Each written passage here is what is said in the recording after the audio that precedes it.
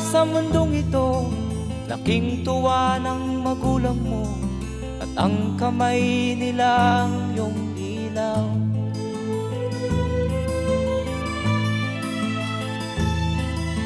At ang nanay at tatay mo'y di malaman ang gagawin, minamasdan pati pagtulog mo.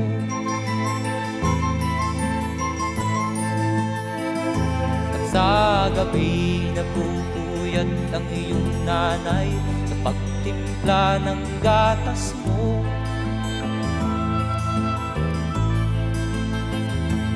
Sa umaga na may kalong ka ng iyong amang tuwang-tuwa sa'yo.